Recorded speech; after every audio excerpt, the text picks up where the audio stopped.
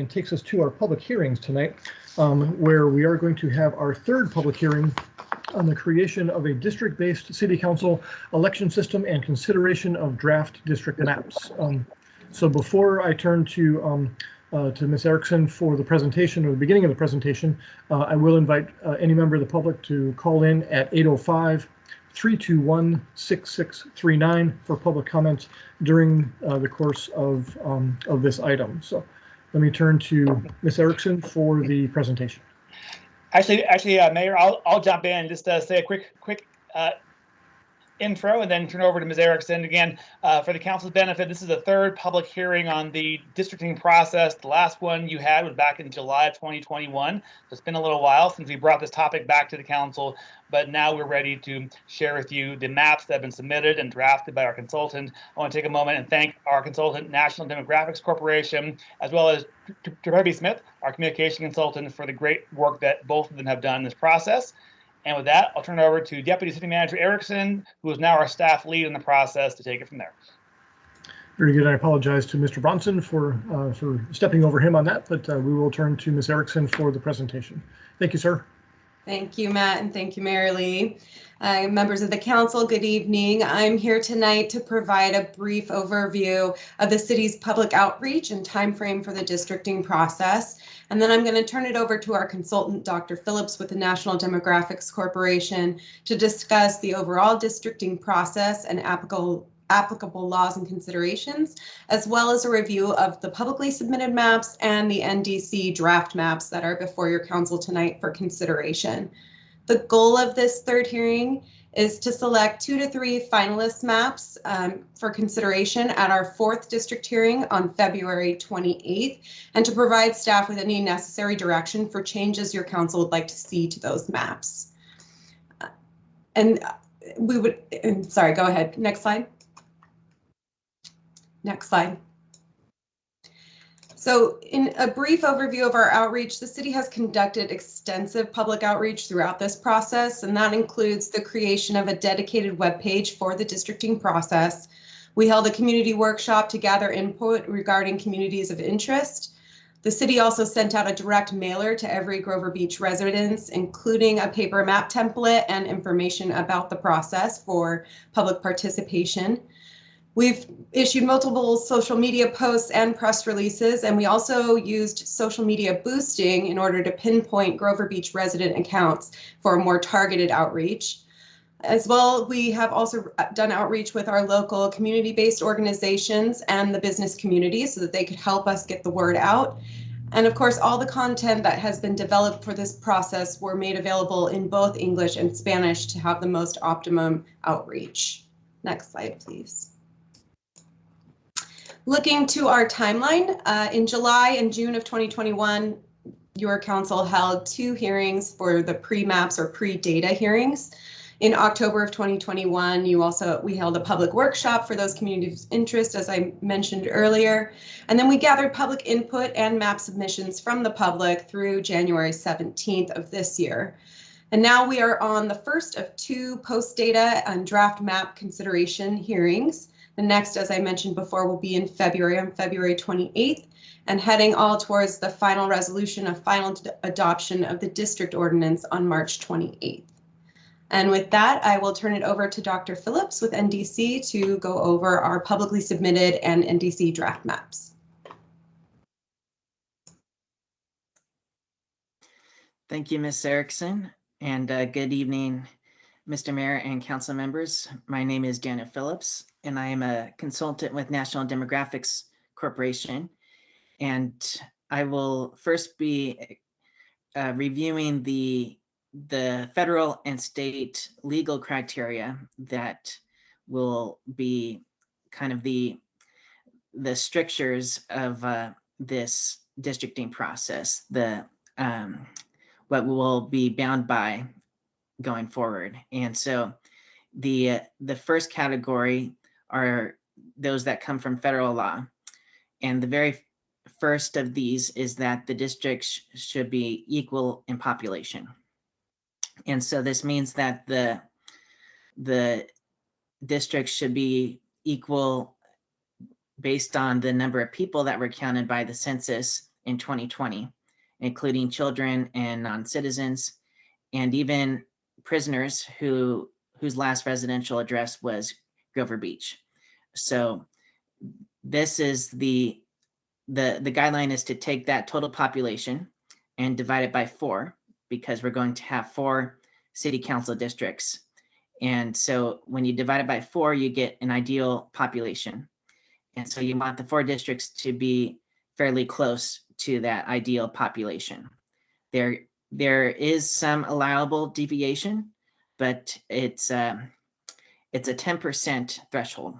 So anything beyond a 10% total population deviation is not considered equal population. So when I go through all the plans with you in a moment, you will see one of the statistics that I'll be showing is that total population deviation. The second important federal law to be mindful of is the Federal Voting Rights Act. And the idea there is to not do anything that would constitute diluting the voting strength of a protected class group of people, which is usually a racial or ethnic minority group. And so we want to draw districts in a way that would allow them to have the opportunity to elect candidates of their choice. And so we'll be talking about how that factors in when we go through the plans as well. And you'll see, lastly, no racial gerrymandering. So while we want to be mindful of race and ethnicity, we don't want it to be the end all be all. So if we want to be mindful of other factors as well, such as what you see on the right with the California criteria for cities and other traditional districting principles. So as long as race or ethnicity is not only our main factor, it's not considered racial gerrymandering. So under column 2, you see the state legal criteria. So this is what comes from California law. And you'll notice it might be a little hard to make out, but it's actually numbered 1, 2, 3, and 4 because it's a rank order of priority. So the state recognizes that oftentimes when you're doing districting, it's not possible to satisfy all of the criteria just because of the nature of the process. It involves trade-offs. So it explicitly puts a rank order of criteria to say, hey, if you can't do all of these, you're going to want to prioritize the ones that are higher up. And the very highest of that is that the districts are contiguous. They're just one piece each, not disconnected pieces. The second most important is to not divide neighborhoods and communities of interest, which might be considered socioeconomic geographic areas that should be kept together. And I'll talk in a moment about some of the communities of interest that were identified by the council last summer that are kind of guiding this process. Third is to follow easily identifiable boundaries. And in the case of a city like Grover Beach, that would really be major streets. And I'm not aware of any major rivers or creeks, or you do have Highway 1, but it's at the edge of the city, so it's not so much of a factor in district boundaries. So that would be criteria number 3. And finally, compact. The idea here is to draw districts that are compact, that do not bypass one group of people to get to a more distant group of people. And finally, you see there is a prohibition about not favoring or discriminating against a political party or candidate or incumbents or any of that. So the idea here is not really to look at any political considerations. And then finally, you'll see under heading 3, other traditional districting principles. These are things that you may consider so long as it is not at the expense of the federal and state legal criteria. And among these is to respect voters' choices, i.e. Continuity in office.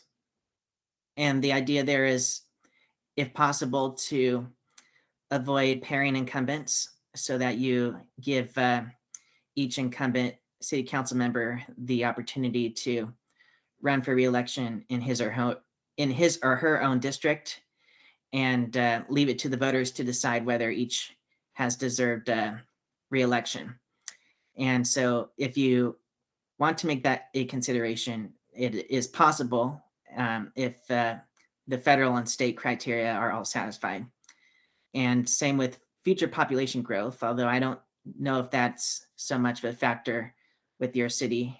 And it seems it's pretty well built out. But if there were to be some future housing development on the horizon, you can take that into account to a slight degree. So I know there's a lot of information there, so I just want to pause to see if there are any questions about the criteria before I move on.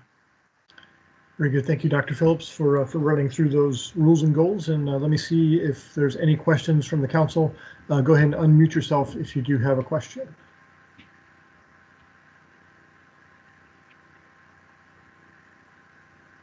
Not seeing any council members unmute themselves. I will, actually, Mayor Pro Tem Bright. Sorry, I just found your microphone. Thank you. I just have a question, please, Dr. Phillips, regarding the compact piece of the California law. I noticed in a number of the maps, none of the districts are compact. All 4 are compact. And then in others, there's one or another district that is not compact. Can you, and I've tried to figure out what, by looking at these maps, what that actually means, but I'm sorry to say I just don't. Can you help me with that, please? Well, it might, if you would be so willing, it might be more helpful to wait until I actually have the visuals of those plans up, and then I can explain why that might be considered compact or non-compact. Appreciate it. Thank you. Okay, yeah. But the thing to note about compactness is it's the very last of the state criteria. So if it may well end up that you adopt a plan where you might have a district or 2 that is not so compact, but if it's done in order to privilege higher priority criteria, that's acceptable. So if there aren't any more questions, I'm happy to move on to the next slide. Not seeing any other council members unmute themselves, I'd say let's proceed to the next slide. All right.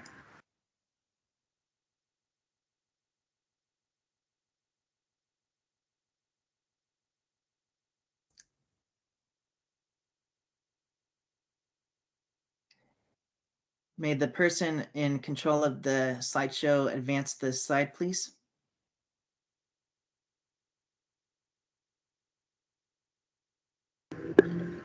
So, Dr. Phillips, we're seeing the slide titled Latino CVAP in Grover Beach.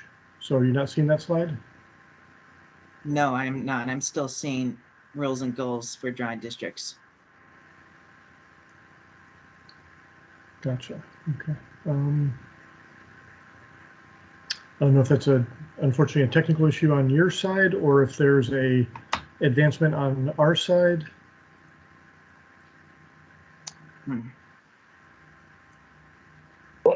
Dr. Phelps, we are seeing the slide that you are referring to. So if you can go ahead and oh, now I see it.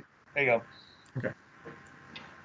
I don't know what happened there, but so yeah, this slide shows Latino CVAP in Grover Beach, and CVAP is a acronym for Citizen Voting Age Population. And the reason why we're focusing on that population is because when it comes to following the Federal Voting Rights Act, we want to really be mindful of those who are eligible to vote, have the ability to vote, and enhancing their opportunity to elect candidates of their choice. And so we're also focusing on the Latino population, because when it comes to the Federal Voting Rights Act, it's concerned with protected classes, those who are historically marginalized or disadvantaged, often a racial or ethnic minority group. And Latinos are far and away the large group other than whites in Grover Beach. And so this map shows where they are concentrated. And the idea here is the warmer colors indicate higher concentrations. And so they are, I will say there really is no area anywhere in the city where they are heavily concentrated, but they are somewhat more concentrated in the south central part of the city, south of Grand Avenue and north of Farrell Road. There are some smaller pockets in the northern part of the city, but it's mostly in that south central portion. You don't really see concentrations of Asians, Blacks, or Native Americans. So I want to make it clear where the concentration is so that you can be mindful of that as we go through the plans and talk about which plans, how each of the plans affect the Latinos who are eligible to vote, affect their ability to elect candidates of their choice. So next slide, please.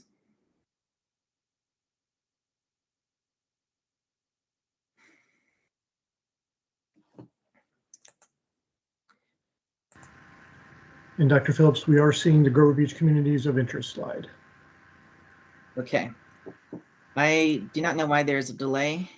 I'm not sure if it's just me or if other members of the public are experiencing this as well, but I do have my slideshow on my PowerPoint program. I have the slideshow, so I'm just going to read from the slides and trust that you see what I see. So when it comes to Grover Beach Communities of Interest, these are ones that were formally identified by the council back in the summer. And they are in no particular order: renter-occupied housing versus owner-occupied housing, multifamily housing versus single-family housing, high-density commercial versus surrounding areas that are lower density, more residential, and the coastal area versus the non-coastal area. And then you have the different school attendance areas, both elementary and middle school. So if you look at the next slide, you'll see that there are some maps here that show where renters are particularly concentrated, as well as apartment dwellers. So you find more renters in the southwest. There might be a typo there. It's the southwestern portion of the city, the one where you have the orange color. Although you do have a little bit in the northeast that's the green color as well. And then when it comes to apartment dwellers, there are no significant concentrations of apartment dwellers, at least as you can see on that map. The trouble with this map is it's based on block group data, and the block groups are quite large. And so it's probably more helpful to look at the next map for better data on where apartments are located. And that would be the map that shows the zoning. And so you should see slide 7 now. And that is I don't know what the number is on your screen, but it should map that shows the zoning land use. Can you see that map? Yes, we can. Okay. So what is important to note with this map is there is a almost a T shape in the city that where you have higher density, both residential and commercial. So the top of the T is Grand Avenue, and then the other leg would be along 13th Street going down toward Farrell. And so that darker yellow indicates a higher density residential. And so that's where more of the apartment dwellers tend to be living. And you have some of that up in the northern part of the city as well, off of Atlantic City. So besides that, the rest of the city is much lower density. You have medium density in yellow, and then lower density in the lightest yellow, almost tan color. And the pinkish color to the left is a visitor serving kind of a coastal oriented commercial area. And gray is in. So you will also notice there's a blue line that goes through the city, and that is actually the boundary of the coastal zone. So everything to the west of that is considered the coastal zone, and everything to the east is not. And a final example of communities of interest would be the school attendance areas. And you can see on the right side there, the white lines indicate the elementary school attendance areas. So everything north of Grand is considered part of the Grover Heights attendance area, and everything south is the Grover Beach Elementary School attendance area. But you can also look at it by middle school, and the vast majority of the city is in Judkins, but there is the southeastern portion that goes to Paulding. So if you go to the next slide, this should be the slide on district numbering. So now we're going to be talking about the actual plans that are in front of us. And so when it comes to these plans, you'll see that there's districts 1, 2, 3, and 4 for all of the plans, at least all the plans that have all 4 districts drawn. So what we've done is, in order to keep some consistency across all the draft plans, both from the public and from NDC, we want to try to keep a constant numbering scheme. So this is just a proposal. It's ultimately up to you how you want the 4 districts to be numbered, but in general, the numbers go from north to south and west to east, with District 1 in the north or west and District 4 in the south or east. And they're all colored the same, with District 1 being pink, District 2 being blue, District 3 being green, and District 4 being purple. When it comes to plan numbering, you'll see there's a lot of different categories for the types of plans we received. And so we numbered them accordingly, just so it's clear what the source of each of the plans is. And so any plan that starts with a 1 is something that was drawn using the District R online tool, the online mapping tool. And that drawn a whole 4 district plan that was drawn using estimated data. So because of the delay in the census data, we were not able to have the official data when the District R tool was launched. And so we put estimated data on the website and hoped that that would be close enough to the actual official data. And so that did not turn out to be the case, unfortunately, which I'll get into later. But there were 14 plans that were drawn in that, using that tool with the estimated data. And so those are in the 100 series. There were 3 plans in the 200 series where they drew a 4-district plan on the District R tool after the official data was loaded onto it. So we have all those plans start with 2. Then we have there was one plan that just drew 1 district using the estimated data, and that is a 300 plan. A 400 plan is one that was a community of interest submission using the District R tool. 500 is a 4-district plan using the estimated data with the paper mapping tool, which we also made available for those who prefer the paper method. And then there were 8 plans drawn on the paper tool after that tool had been updated with the official data. And that was a successful outreach that was done using mailers that were sent out with the updated paper tool, and 8 people took advantage of that. And there were 3 people who drew a 1-district plan using the official data on the paper tool, and 9 people just depicted their community of interest on the paper tool.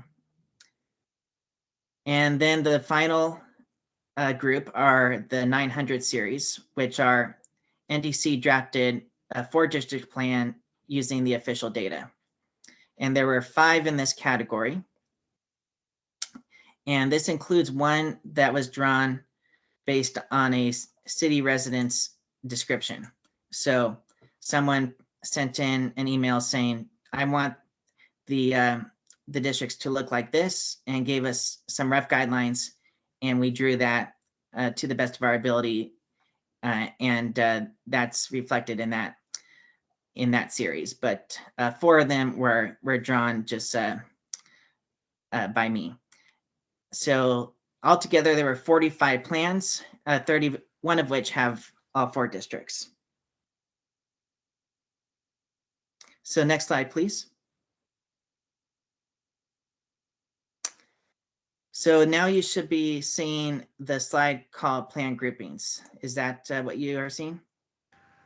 Yes, sir. That is the slide, and from a encouragement standpoint, we probably don't need to learn what each of the groupings is about. I think the council and the community are probably going to be looking towards the seeing the results of these groupings. So unless there's any questions from the council by a unmuting of yourselves, I think we can kind of see the definition of the plan groupings. But appreciate the definition of this, unless there's a need for us to go through each one specifically. No, I think they're pretty self-explanatory, especially as we get into these. So but you'll see that most of the plans are publicly submitted for district maps, and you had the 4 NDC maps. So if you move to the next slide, you'll see that we have community of interest maps. So these were sent in by people who just drew a tiny area. I assume in most cases around their house, and are maybe just a very small definition of their neighborhood. So you'll see we have plans in the 800 series, and if you just keep moving through these plans, you'll see that the yellow area indicates where these areas were drawn. So this would include everything through Plan 809. So those are all of the communities of interest that were submitted. And then next. Maybe a quick question for you, Dr. Phillips. So none of those would be considered compliant maps, correct? No, they're not really meant to be district plans. I assume people just wanted to indicate where they live or an area that they think should be kept in one district. So Very good. Very This good. is- Thank you. yeah, this is just for you to know what those areas are that were identified by people. So next, you'll see a four plans that were just one district. So some people just decided to draw one district and not a full plan. So they, for some reason, they just wanted to show one. So these are less full because it's not a full plan, but if you like the way a certain district is drawn in these examples, then you might want to make that known, and then we can see if we can fill out the rest of the plan. But otherwise, we'll just move on to the next set of maps, which are those that are not considered legally compliant. So now you should be seeing maps starting with Plan 101. Is that what you're seeing? Yes, sir. Okay. Thank you for that. I, without being able to see it myself, I had to keep asking. But you'll see that these are maps, because they start with 1, they were drawn using the estimated data. And because the estimated data wasn't as close to the official data as we had hoped, I'm afraid everyone who drew a plan with the estimated data drew a plan that is not considered legally compliant because the districts are not population balanced.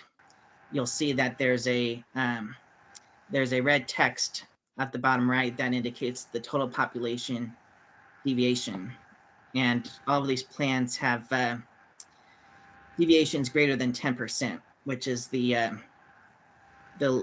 legal threshold at which it's not considered equal population or presumptively constitutional in that sense. So we still want to present these maps to recognize the people who went through the trouble of drawing these and had thoughtful contributions. And we apologize that the data wasn't as accurate as we had hoped. And we thank you for taking part in this process and participating. And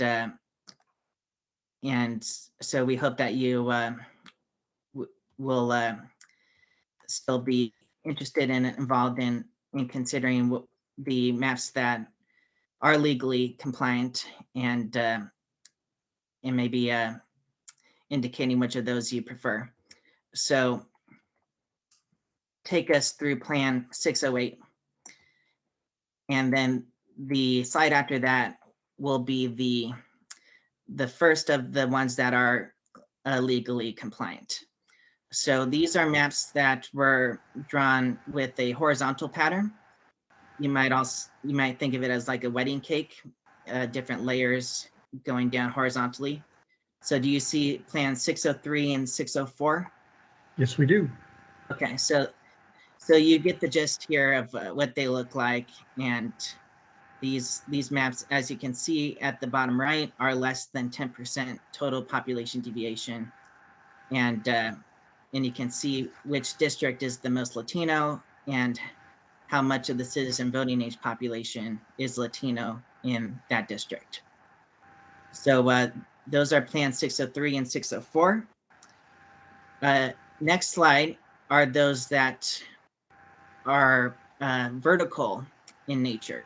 So essentially dividing the city into bacon strips almost, where you make sure that there's a district that spans Grand Avenue, so that all 4 districts have a stake in Grand Avenue, and so plans 201 and 601 are examples of such plans. And so going on to the next slide, you'll see one example of a plan with a quadrant pattern. So essentially dividing up the city into quadrants: northwest, northeast, southwest, southeast. Grand Avenue as the dividing line to as much as possible.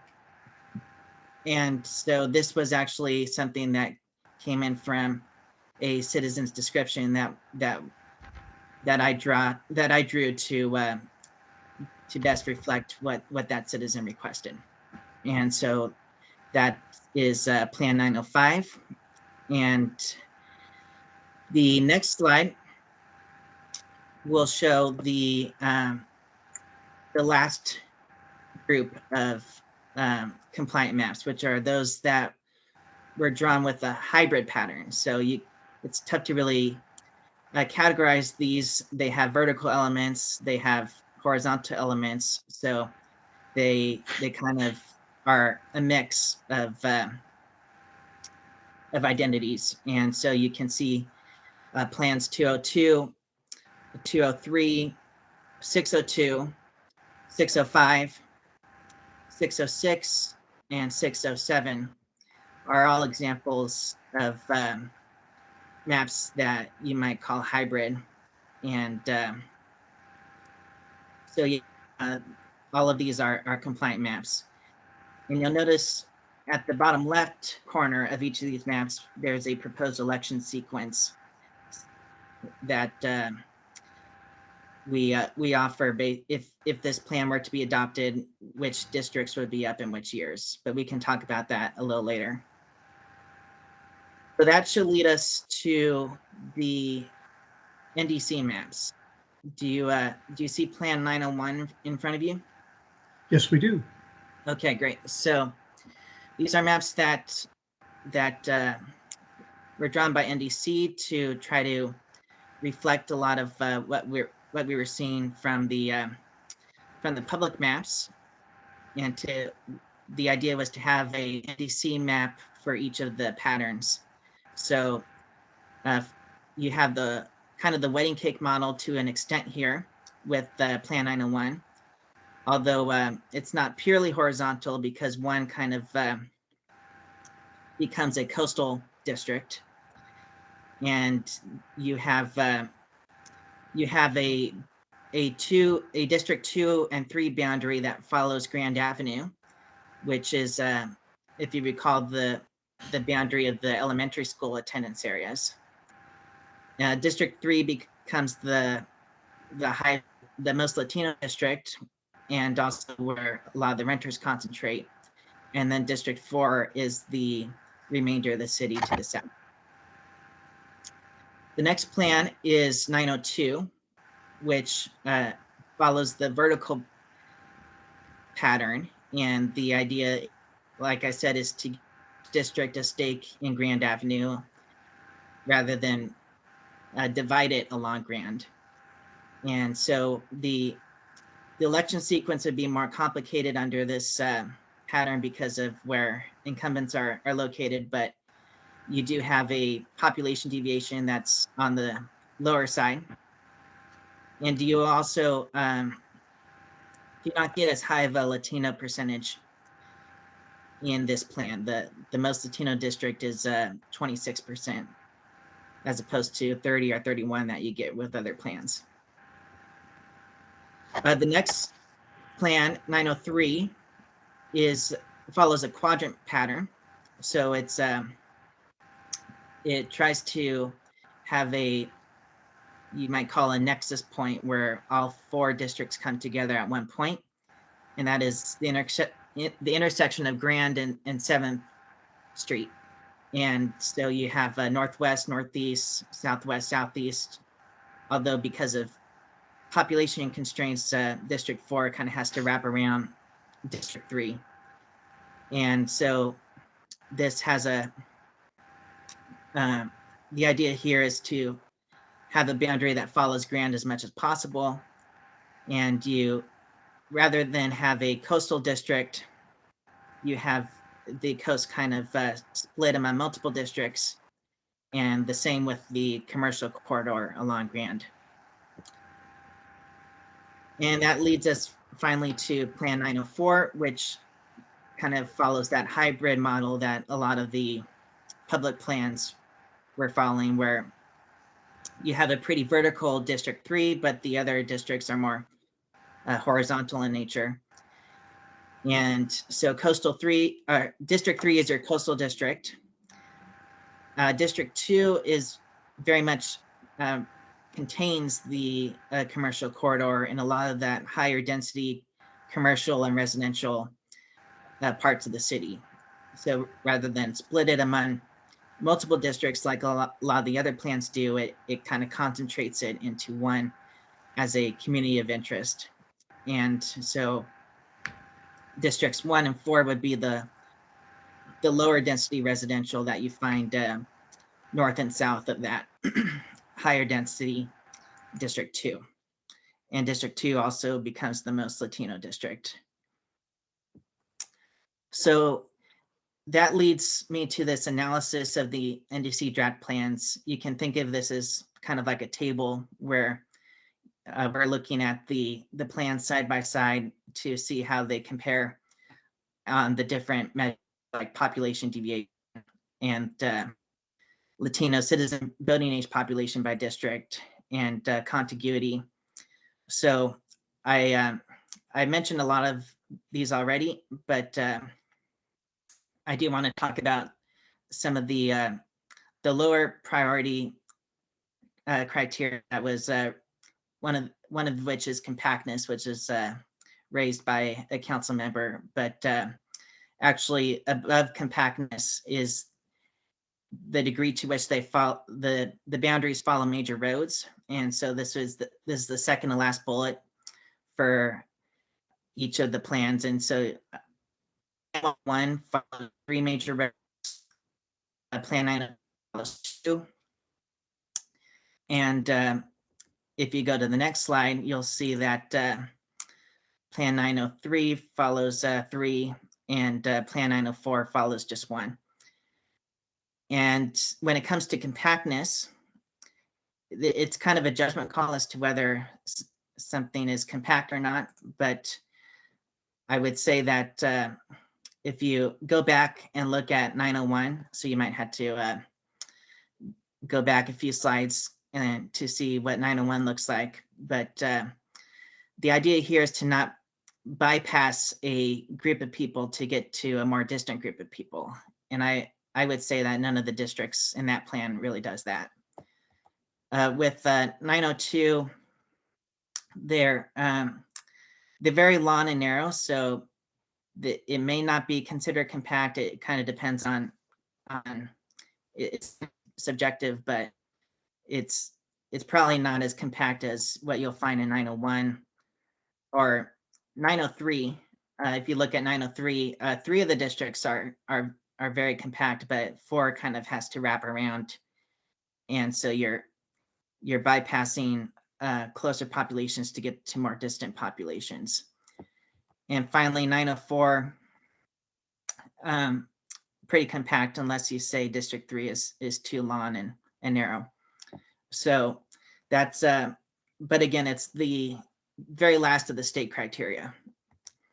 So if you go to the analysis, you'll see how there's a pretty detailed look at how each of the communities of interest that were identified by the council back in the summer, how they're affected by in each of the plans, whether they're concentrated or are split between districts.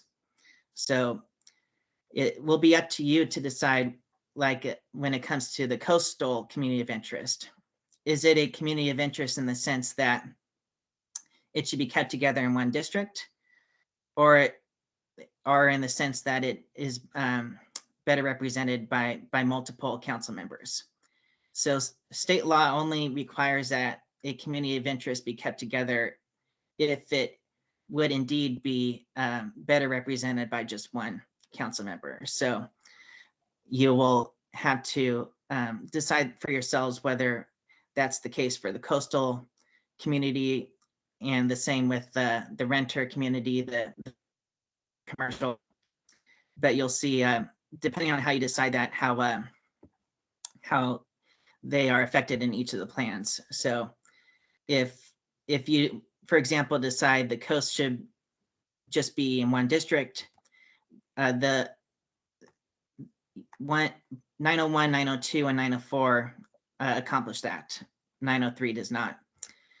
And similarly with the higher density commercial community, that's really only concentrated under Plan 904 in District 2. It's split in the other three plans. So when it comes to renters, they tend to be concentrated in all of the plans except maybe 904. So there's a lot to consider here, but if you just to add one more complication is the issue of election sequence, which is this table, this last table, which says election sequence options for NDC plans. So I'm not even putting on this table all of the public plan options, and it would just be too large of a table. But just for you to get a sense of what the options are on the table. For most of the public plans and the NDC plans, we would have districts 1 and 2 up in 2022, and then districts 3 and 4 would be up in 2024. Under NDC Plan 902, the vertical one, it's a question as to whether 2 or 3 would be up in 2022, and depending on which year that one district is up, then the other district will be up in the other year, because there must be 2 districts up in 2022 and 2 in 2024. But the election sequence would be probably much simpler if one of the other plans were adopted. So my final slide is just to pose some questions about which plans you might prefer and what, if anything, you might like to see revised in your preferred plans. We do have an interactive review map where you can go to have a detailed look at each plan, and you can zoom in and see the boundaries of each of the plans very, very closely. So thank you for bearing with me for a long presentation with a lot of information, but that's all I had to say for now. Very good. Thank you, Dr. Phillips. That was, yeah, indeed quite a bit of information, but necessary for us to get to the next part of the discussion. So let me turn it back either to Ms. Erickson or Mr. Bronson to see if there's any concluding remarks, or is someone from Tri-Pepe Smith going to be discussing our outreach program? I think we've conveyed quite a bit, Mr. Mayor. I think at the end of the day, we're looking for the council to narrow down to 2 or 3 preferred maps for further consideration at the February 28th hearing. And with that, we'll turn it over to the council. Very good. I appreciate that. So let's just kind of a little bit of ground rules before we go through the next steps. Is now's going to be the time for questions of staff, not advocating for one map or the other, if you would please.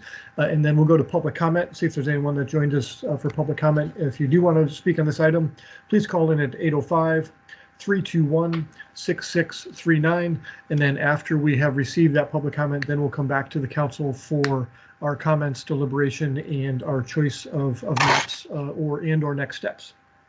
So let me turn first to council members, see if there's any questions of Dr. Phillips or any questions of staff. Go ahead and unmute yourself if you do.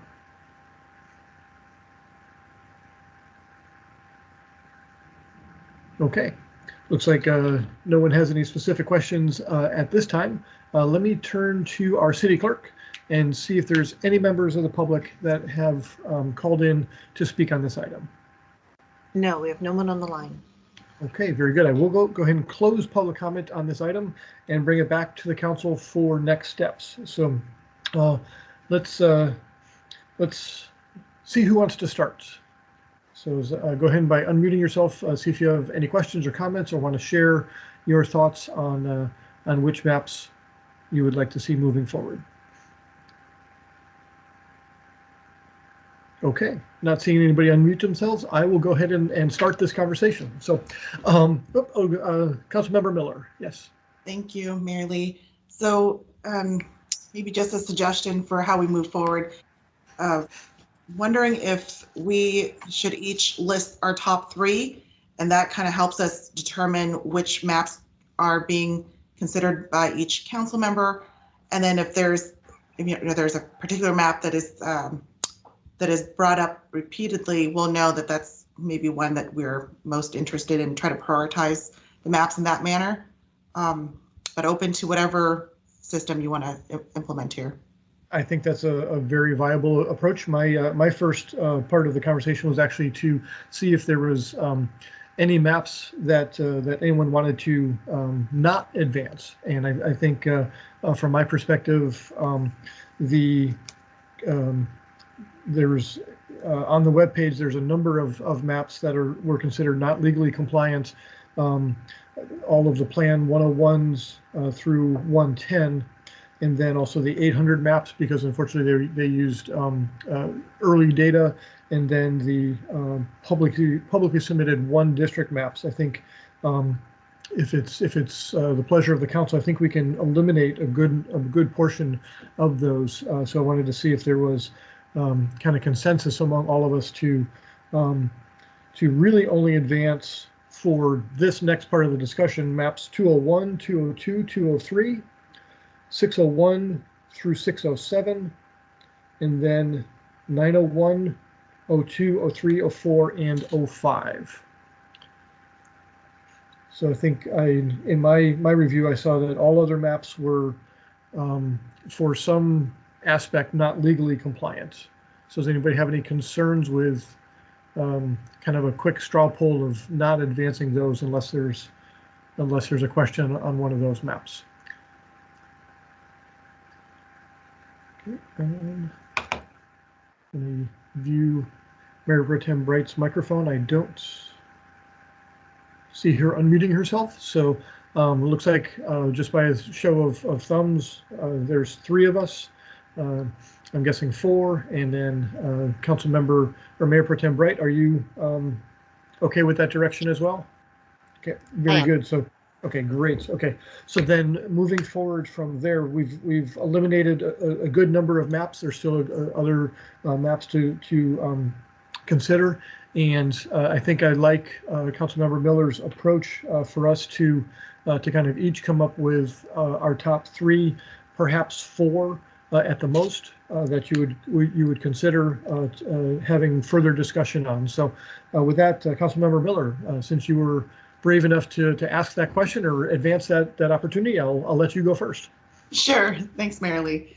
So my top three for consideration would be 201, 901, and 905. Very good. Did you want to speak to any of those as to why, or did you just kind of let the discussion move forward? Sure, I'll just briefly, in looking at the demographics for those three maps, they seem to be pretty balanced in age ranges, in voter turnout, and everything else that's listed in the list of demographics. And so I felt that they were maps that were that equally and fairly divided the population. Very good. Okay, great. Shall we go to Councilmember Rushing? Thank you, sir. Dr. Phillips, would it be possible while we are bringing up these maps to potentially bring them up on our screen so that we could review them at the same time for everybody to see? I'm not sure. And actually, perhaps my thought with that, Councilmember Rushing, was if we have three or four maps that kind of come into the conclusive discussion, perhaps we then take about a 5-minute break and have Dr. Phillips or staff be able to put together that slide, if that's okay.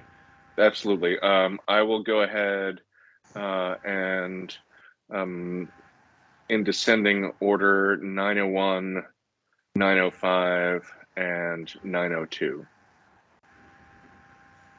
Very good. Any? Did you want to speak to any of those specifically? No, literally they are they're cohesive units.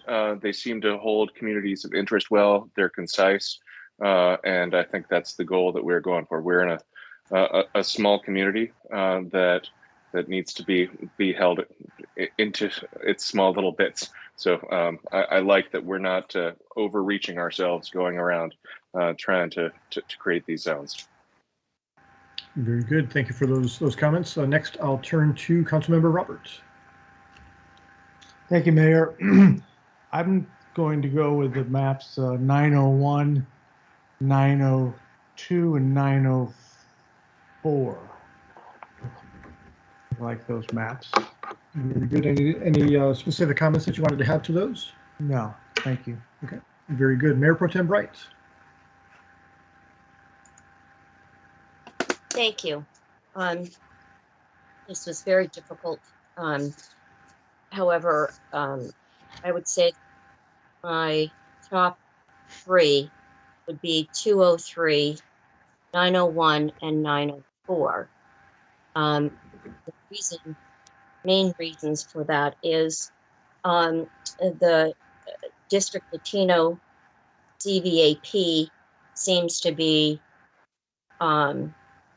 give the greatest number in one district. The coastal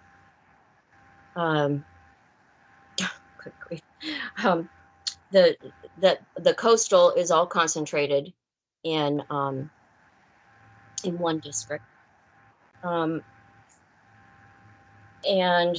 this other thing that I really liked about them was that they had many of the multifamily and the commercial concentrated in either of the two districts. Thank you. Very good. I appreciate that. And my maps that I was going to consider for advancement actually was 604, 901, and 904. So, and my reasoning for 604 was, I think, along the same lines. The deviation was fairly comparable. It gave in kind of a visualization. I could see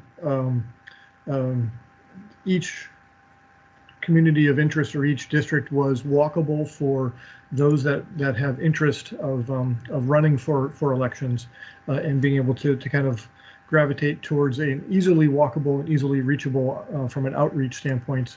And then 901, I think, is in keeping with our criteria, as was 904 in my opinion. So taking a quick survey, it looks like 904 is on 3 maps. 901 is on 4 maps. And 905 is on 2 maps. Let's see, bear with me as so it looks like 901 is on all 5. 904 is on 3. And 902 is on 2. And then there's no other map that has more than 1. Am I reading that correctly? Either Dr. Phillips or looks like Ms. Erickson is shaking her head yes. So perhaps from a discussion standpoint, it looks like from a kind of a majority perspective, 901 and 904 are the kind of the two that have risen to the top of all of our lists. From a consensus standpoint, do we want to move forward with about a 5-minute break and have staff come back with 901, 904, 905, and 902 all on maps? Those are the ones that all each got multiple votes. Is that sound like a good approach for council? Yes. Okay. Yes. I'm seeing consensus, so let's go ahead and take a break. Staff, how long do you think you would need? Maybe till 7:20? Yes, that should be sufficient. Okay, very good. Let's go ahead and take a break until 7:20. Allow staff to put together a kind of exhibits that have those 4 maps together, and we'll have further conversation at that point. So we'll be in recess until approximately 9:20, or excuse me, 7:20. Thank you, everyone.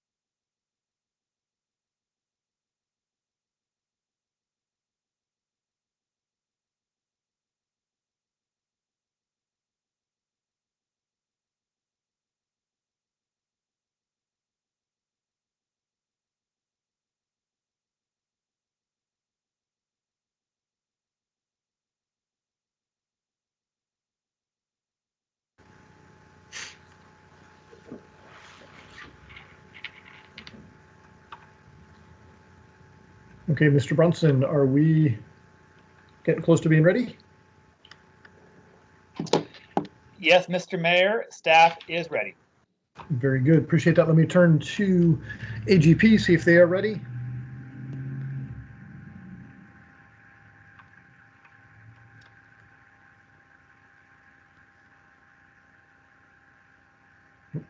Maybe I'll turn to our city clerk first, see if she's ready for us. Yes, we are ready for you.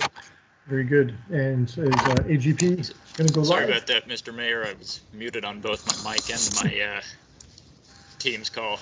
Yes, we are ready to go live. Very good. Let's go ahead and go live then. All right, we are live. Very good. Thank you. I will call back to order our virtual city council meeting for the city of Grover Beach at 7:31. I do want to take a moment and say thank you for everyone's patience as we were putting together some of the maps. We did receive a phone call during the course of our break for potential public comments. So I do want to turn to our city clerk and invite anyone that wants to speak on this item to call in at 805-321-6639. And I want to give a moment for anyone who wants to participate in this discussion to do so. We do appreciate everyone who's participated, realizing this is a first for Grover Beach, and it is going to change how we do our elections for the foreseeable future. And we are in the process of gathering maps and information for the county clerk to put together our voting maps. So let me turn to our city clerk and see if anyone has called in for public comment on this item. Yes, we have Krista Jeffries. Very good. Good evening, Ms. Jeffries. Thank you for joining us. Hi, Marilee. Can you hear me? Yes, we can. Okay. Thanks for taking my call. I looked over the maps, the finalist maps that were mentioned in the previous segment of the meeting. And the first thing that stands out to me about communities of interest is that our largest one is renters. I think the latest number that we had, to my knowledge, was 55% renters in the city of Grover Beach. And then the second largest community of interest to me would be the Hispanic population. So when it comes to maintaining representation for those groups, it seems like renters would go first and then Hispanics would be second, but there's a lot of overlap between those. So that was the criteria I used in looking over some of these numbers from the staff report. And the two maps that stick out the most to me as best representing those are maps 901 and 902.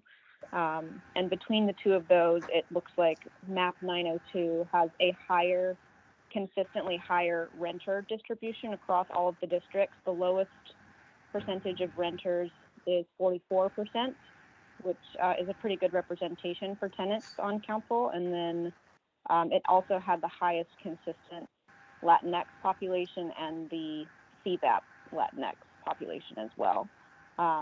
So to me, if the priorities are communities of interest, 902 seems like it meets the most of the criteria. I know that the shape of the districts is a little unusual, but shape of the districts I think was last on the criteria in terms of priority. So, but 901, 902, and 904 seem okay, but I'd go for 902 for my personal favorite. And thank you so much for all you're doing. I know this is really hard and we've never done this before, but I think you guys all have good priorities and good heads on your shoulders. So thank you. Very good. Thank you for those comments. So let's turn back to our city clerk and see if anyone else has joined us for public comment on this item. No, we have no one on the line.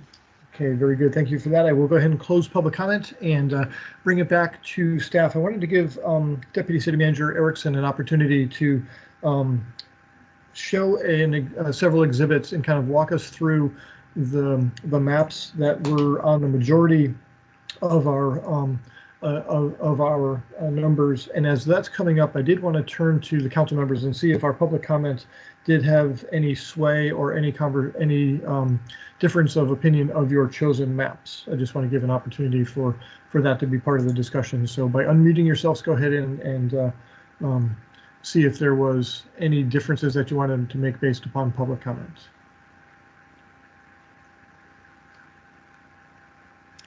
Looks like Councilmember Miller, you are unmuted.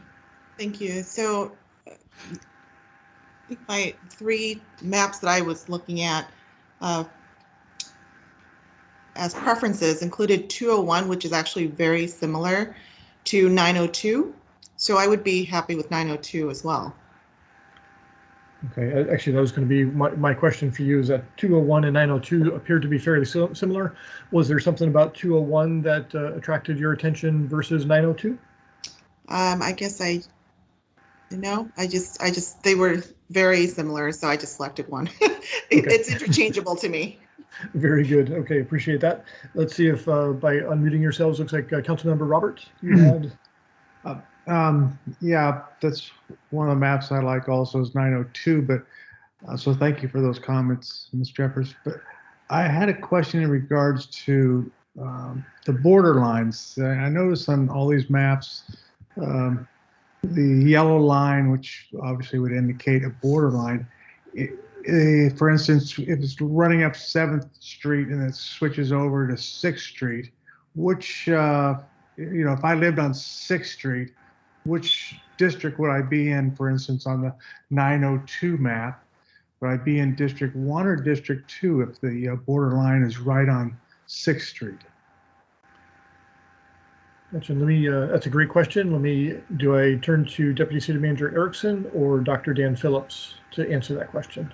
Dr. Phillips, can you chime in on that one?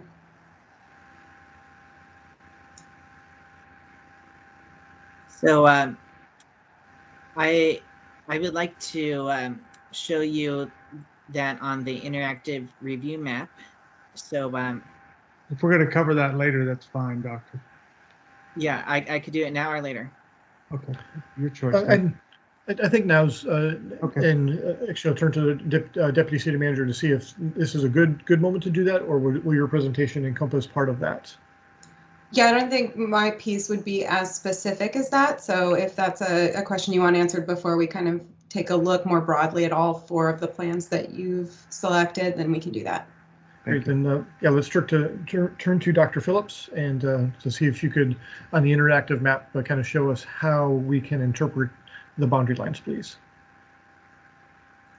Okay, so let me see if this works. So can you see the interactive review map?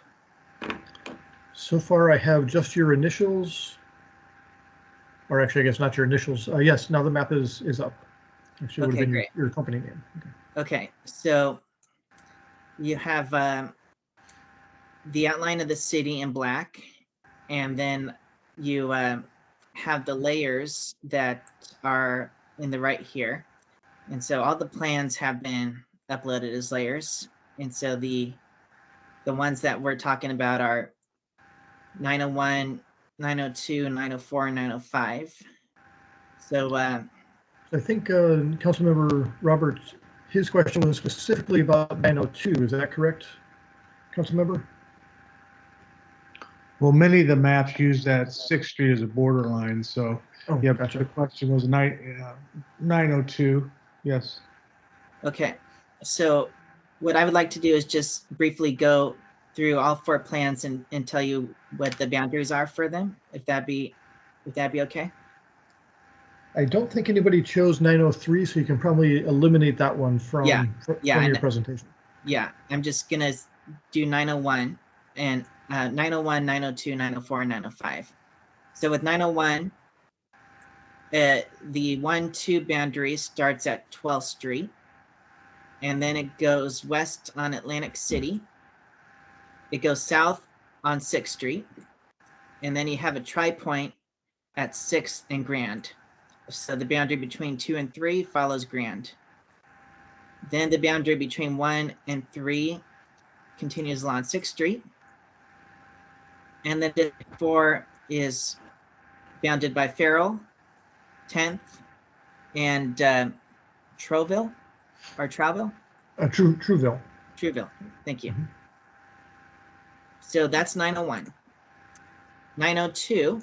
So, and actually, before you leave that, or maybe you can show it on this map as well. Or so, if I was to live on an even numbered side of 6th Street, I would be on the east side, so that would put me in District 2, correct? And if I was in the odd numbers, that should put me on the west side, which then I would be in District 1. Is that correct? Yeah. I'm not sure if I've got the house numbers correct. But. Yeah, depending on where on 6th Street. If you're way up here, you're in District 1 regardless. Right. If you're down here, you would be in District 2, and if you're down here, you would be in District 3. Okay. Very Yeah. good. Okay. Did that answer your question? Yes. Thank you. Yeah, and with 902, it follows 6th Street for much of it as well, but it juts over to 7th Street, and then goes to Farrell and 13th. And then with the 2-3 boundary, it follows 12th, Atlantic City, 10th, Long Branch, and 13th. And finally, the District 4 boundary goes along 14th, has a little bit of Grand, then goes down on 16th to the southern border of the city.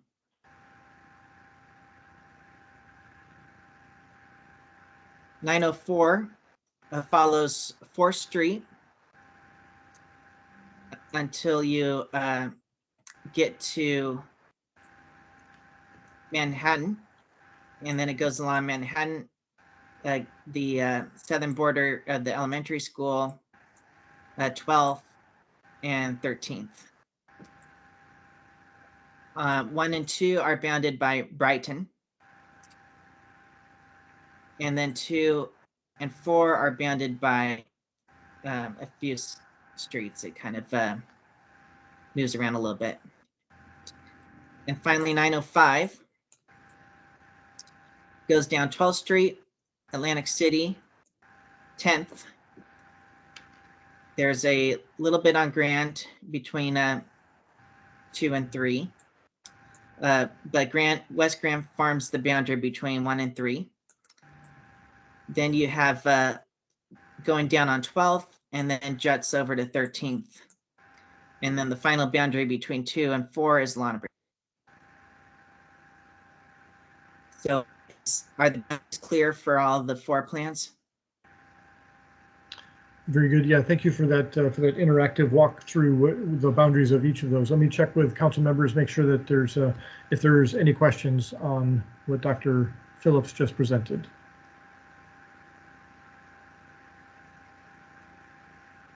Not seeing any council members. Mayor Pro Tem Bright.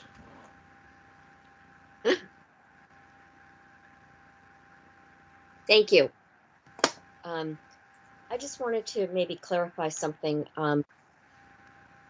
regarding the analyses that were done of I only have for the 4 draft plans by NDC, but in Plan 902, the District Latino CVAP, basically I'm reading that to say that it kind of dilutes one district from being a higher population of the Latino group. Is that correct? I mean, as opposed to, 1 where we've got District 3 has 30% population, Latino population, as opposed to 02 where the highest is the 26%. Am I reading that correctly? Yes. So it's a tricky concept because when you're talking about voting rights, you can dilute a minority's influence either through packing or cracking. And so packing is concentrating as many as possible into one district so that they have ultimate voice in that district, but no voice in the other districts. cracking is dispersing them among multiple districts so that they have a little voice, a little bit of voice in all the districts, but not really significant enough to have much effect. So given the demographics of your city, I would say packing is not a concern. The highest that you can possibly get is about 30 or 31. Cracking is more of a risk, and so I would say that the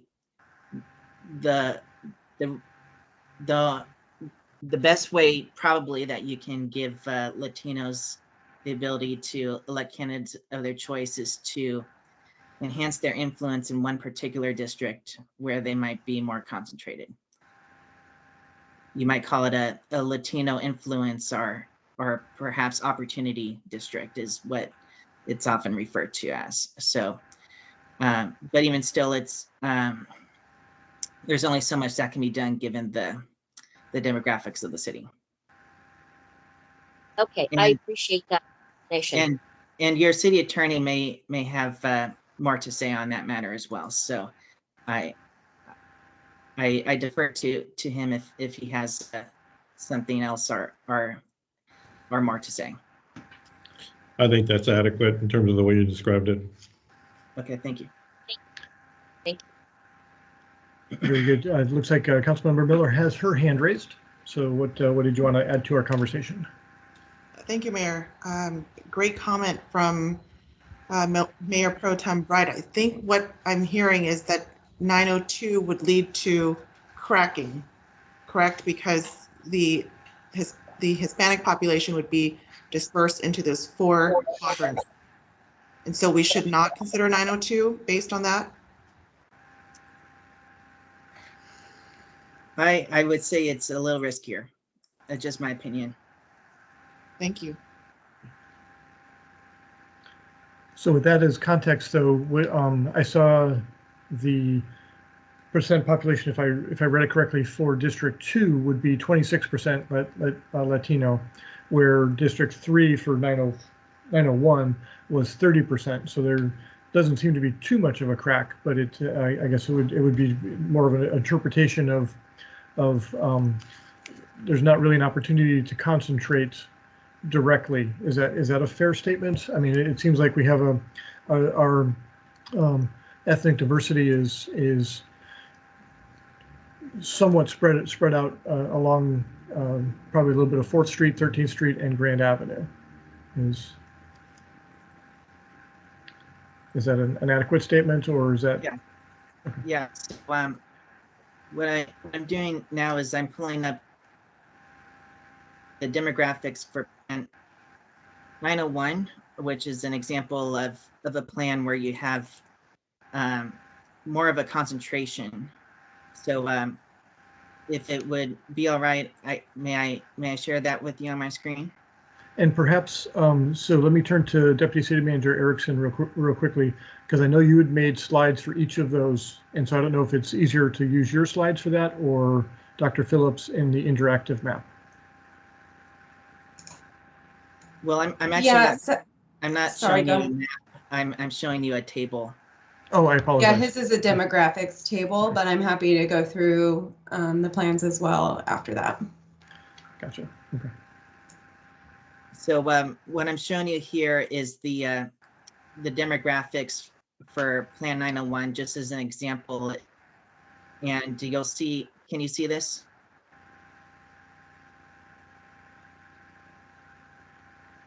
It has not come up on my screen yet, but there it is. Okay, yeah, so what you'll see is that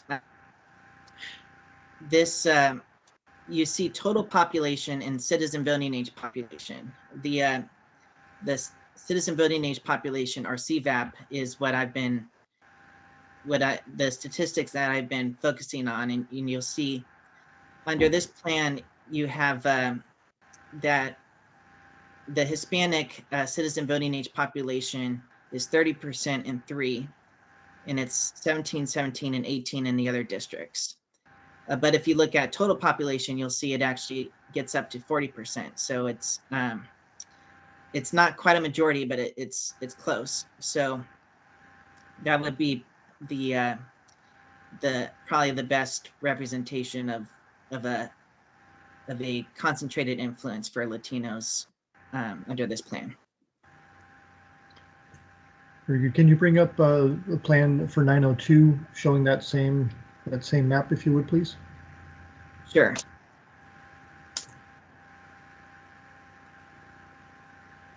So can you see 902 now? Yes, we can. Okay. So when you look at citizen voting age population, you have it kind of spread out across the districts, although it's only percent of 4. And so you, and then you get low 30% for total population Hispanic in District 3. Okay. I'm happy to show you 904 or 905 if you'd like. Yes, please. Okay. So with 904, you get the highest you get is 29% Hispanic CVAP in District 2. And you get just under 40% total population in District 2 and low 30s in 3 and 4. And finally, with 905, do you see 905 here? Yes, we do. Okay. So similar, you get 29%, only this time it's in District 3, Hispanic CVAP. And you get up to 41% of the total population being in district under that plan. And low 30s in 2 and 4. Very good. Definitely appreciate the visual on that. Let me turn to Mayor Pro Tem Bright momentarily and see if her hand was up from her prior question or she had another question. Actually, I had a comment regarding 902. Okay. Draft 902. And that was my first pick. But then when I started delving into those different percentages and statistics, that's what took me to 901. Okay. So I just thought I'd explain that. Thank you. Very good. Appreciate that comment.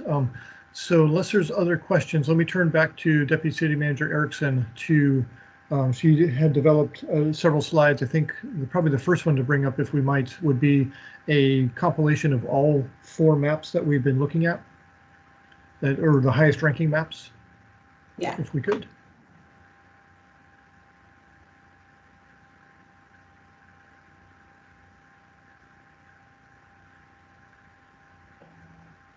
And so just to remind each of us, myself especially, is we don't need to get down to one map this evening. I think from the approach is our next public hearing, we would be having a discussion on a final map at that time. This is really the quote unquote semifinals, or with the football playoffs, the Division Championship Series would be amongst these 3 or 4 maps, and then we choose a Super Bowl winner in late February. So. Okay. Thank you for that, Mayor Lee. So yeah, these are the 4 so far selected plans that your council has chosen. Really, kind of as Dr. Phillips said, they each represent sort of a different way of looking at mapping. 901 is the more horizontal pattern. And does use West Grand Avenue as a major boundary. And 902 is the vertical pattern, as discussed previously, and kind of cuts multiple different communities of interest in different ways than the horizontal maps do. And then 904 is what we would term as the hybrid pattern. It does not use West Grand Avenue as the boundary. And then the final 905 is, I think, an example of a quadrant map, and that was in response to public comments that came in. Very good. Thank you for that visual. Let's turn to the council and see if they want to take a look at any of the specific maps that Ms. Erickson has brought forward, or if we want to have a conversation about the 4 that are on the screen in front of us. Councilmember Miller. Thank you, Mayor. From what Dr. Phillips discussed earlier, it sounds like the plan that would prevent cracking is 901, whereas the other 3 have some risk. And so knowing that, I think 901 has to be my top map for consideration, but I also would like to take a closer look at Plan 905, where it's a clear and simple quadrant where West Grand is the division there. Wondering if we can take a closer look at the demographics for 905. Very good. So now, if I remember correctly, for 905, that was the CVAP of 29% for District 3, if I remember correctly, with what Dr. Phillips was saying earlier. And 902 had 26% in District 2, I think that was at that point. But I'll turn to someone to correct my memory.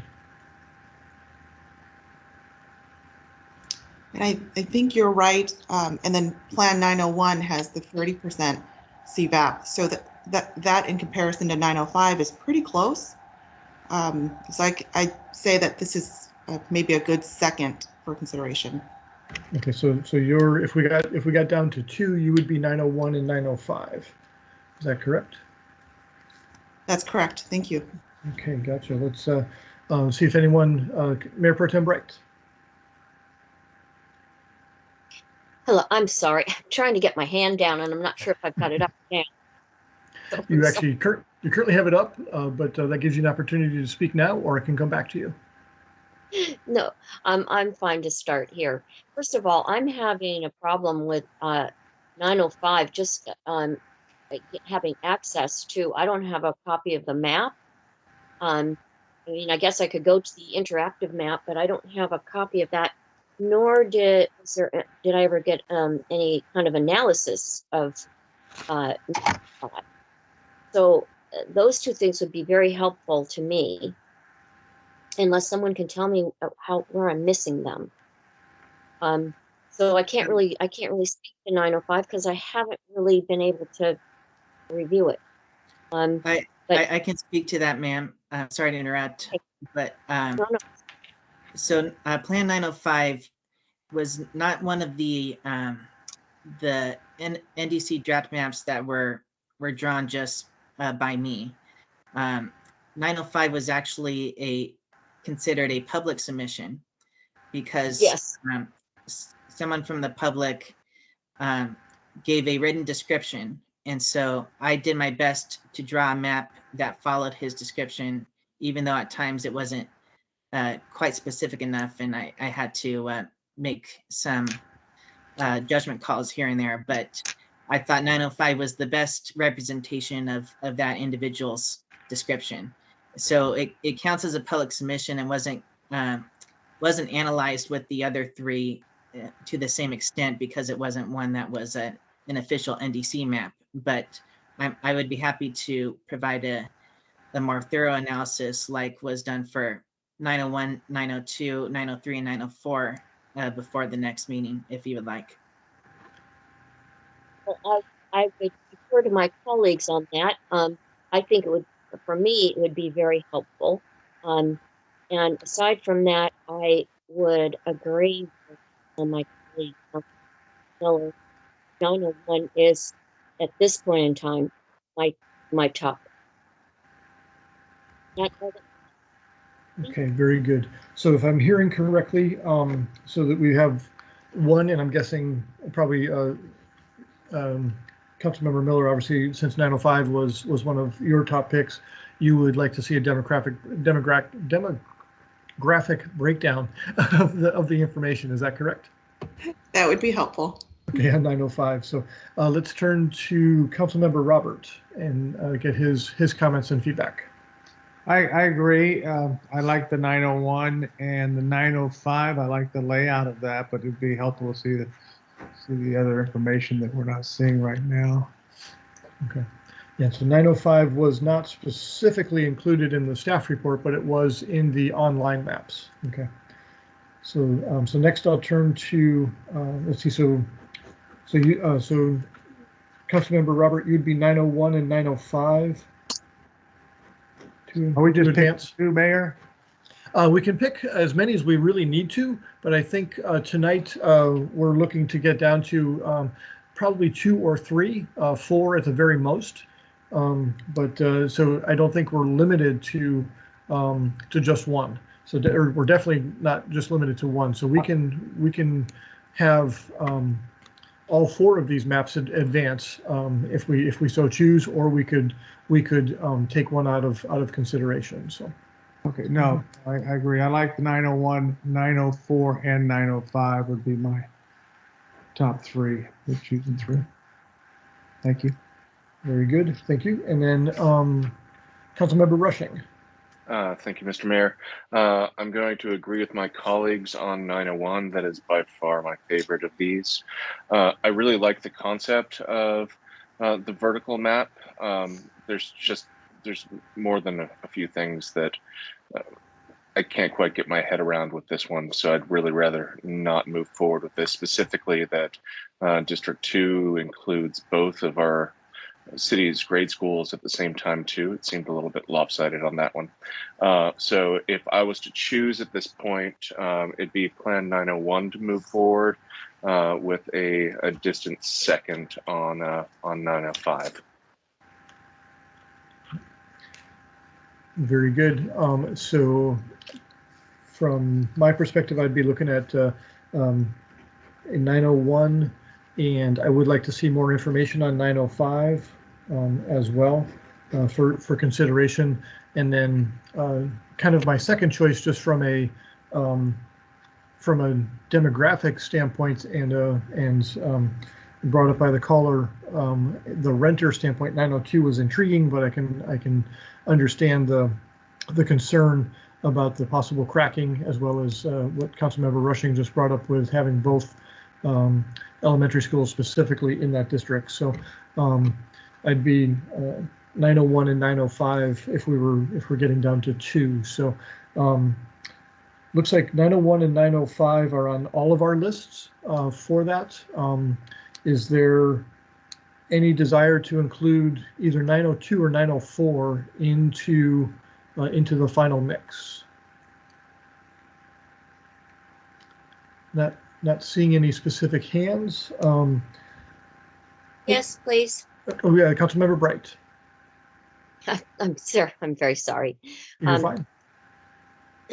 I was pretty fond of the 904, the hybrid, mainly for the reasons that we've discussed before. The things that really I think were a detriment there is that the renter COI was split between 2 districts. But other than that, the population deviation looks really good, as well as the CVAP. We still at a 29%, that would be in District 2. But mostly the multifamily is concentrated, the commercial is concentrated, the coastal is concentrated. And I think it says that District 3 is not compact, but really it's just long and narrow, I think. So all that to say, my choice would be 901, 904, and then a review of the information of 905. Thank you. Certainly, thank you. And I specifically had 904 on my list, partially because it didn't use Grand Avenue as a dividing line, which I know was one of our criteria kind of early on in our discussion. So I'd be willing to put 904 into the mix as well. So realizing that Councilmember Miller and Councilmember Rushing did not include 904 in their top 3, Any concerns about adding those into what we would call our final three for our public hearing on the 28th of February? Councilmember Miller? Thank you. No concerns on a second review of 904. I think the only reason why I didn't select this map is because of District 3 being drawn in a way that doesn't seem to be compact, but I'm open to it. Okay. Very good. Councilmember Rushing? I'll absolutely agree with Councilmember Miller on that one too. I look forward to talking more about 904 next month. Very good. So it looks like we have a consensus on 901, 904, and 905. Let me turn to staff to see if there's anything that we've missed, if we proceed forward with those three, or if there's any council member that wants to advocate for a map that we haven't been talking about recently. But let me turn to Deputy City Manager Erickson. Yeah, the only question I would have at this point, unless there is advocacy for another map, is whether your council have any specific direction about changes they would want to see to either 901, 904, or 905 when we bring it back at the next hearing. I know that we are going to be bringing back more demographic information for 905, but if there were minor adjustments anyone wanted to make, we would need that direction at this point. Very good question. Appreciate that. So go ahead and unmute yourself if you have anything specific you'd like to add to that conversation. If not, I do have a question. So not seeing anybody unmute themselves. Let me turn first to 901. So if we were able to bring up that map, that had a deviation, I think, of 9.2%, or maybe it was 9.1. But I'm wondering if there is an opportunity to tweak a road here or there to get a smaller deviation, or if we're pretty set on that maximum deviation, because I think that had the largest deviation of the three that we're discussing tonight.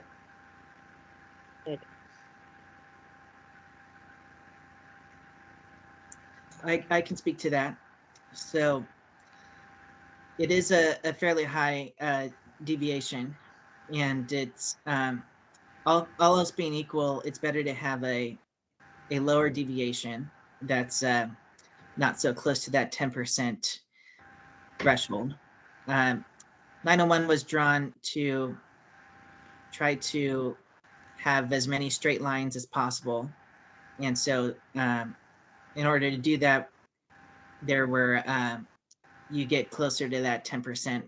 But if you would like me to revise it to allow for less straight lines and not following the same street, like 6th Street all the way down, or our Troville all the way, I could look into adjusting those lines so that they're not, so that the total population deviation is not as high.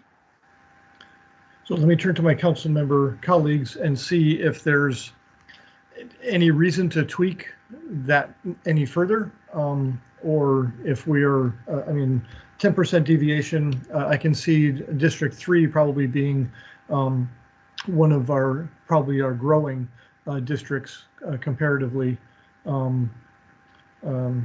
And so 10 years from now, it might look a little different from a deviation standpoint. But let me turn to my colleagues and see if there's any concerns about having a deviation closer to 10 than forcing it to be a little bit closer. I'll turn to Mayor Pro Tem Bright. Thank you. Well, that was one of my concerns, actually. One of the reasons why I really didn't consider it in the first place. But then when I went through all the other criteria, it seemed to make sense to me. It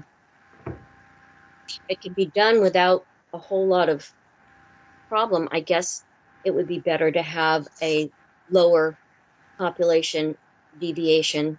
However, I am very versed to changing these maps in any way, shape, or form. So I would defer to my colleagues and go with whatever the majority decides. Thank you.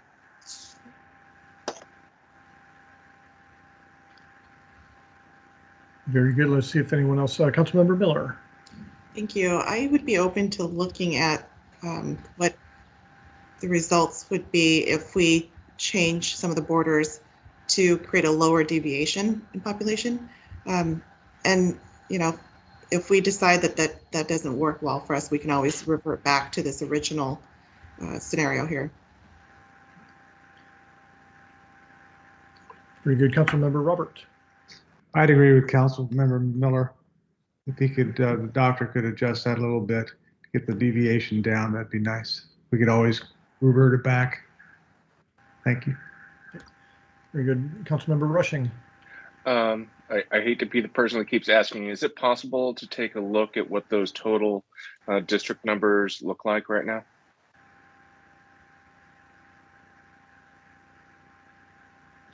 Yes, so let me share my screen again. Thank you, sir.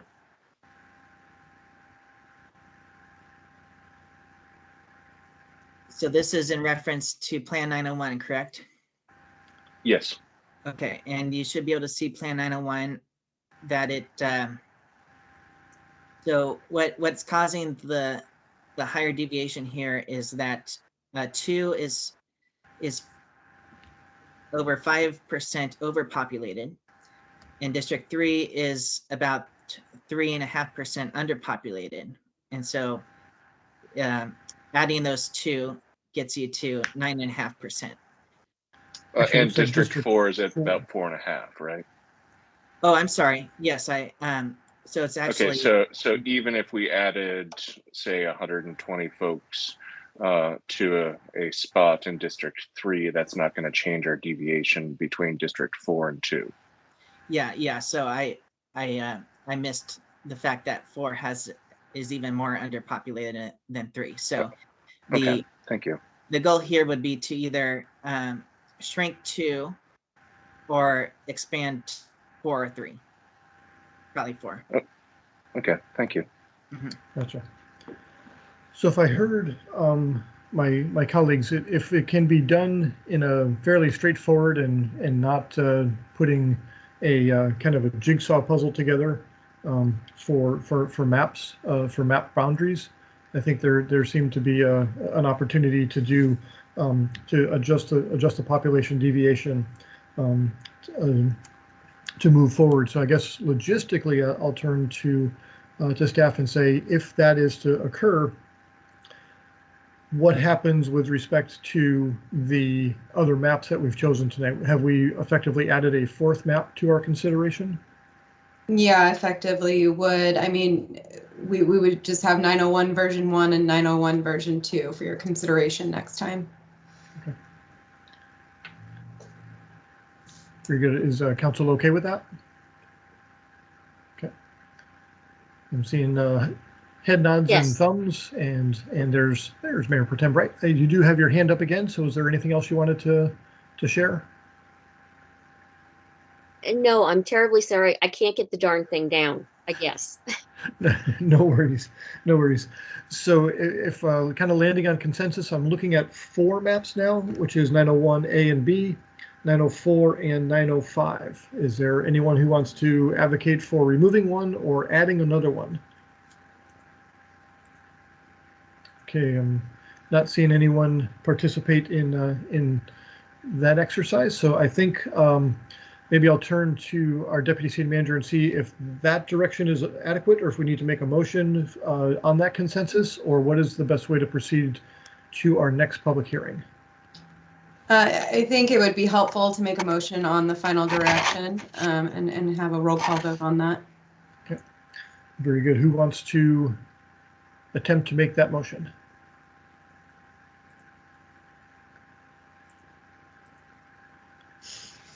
I'll go ahead and, Councilmember Miller, go ahead. Let me try. So I'll move to proceed with a review of maps 901 versions 1 and 2, 905 and 904. Is there more I need to say? I think just maybe we add that council is directing staff to adjust maps to even out population for version 2 of map 901. Thank you. So that was my reference to 901, 1 and 2. But yes, we would like to direct staff to revise 901 to lower population deviation. And I will second. Very good. We have a motion and a second. Any further discussion? If not, roll call, please. Councilmember Miller, Yes. Mayor Pro Tem Bright, Yes. Councilmember Roberts, Yes. Councilmember Rushing, Yes. Mayor Lee. Yes. Very good. So unless staff tells us that we need another item of discussion for this item, we've kind of wrapped it up in a bow and we'll revisit this in February of February 28th, I believe it is the next hike. So before we conclude work on this item, though, let me turn to our city manager and see from a public outreach standpoint, or maybe it is Deputy City Manager Erickson, what is our outreach between now and then? I'll defer to Ms. Erickson on that. Yeah, and actually, I'm going to defer again to Tri-Peppy Smith because they have the full plan in front of them. So if one of them can chime in, that would be very helpful.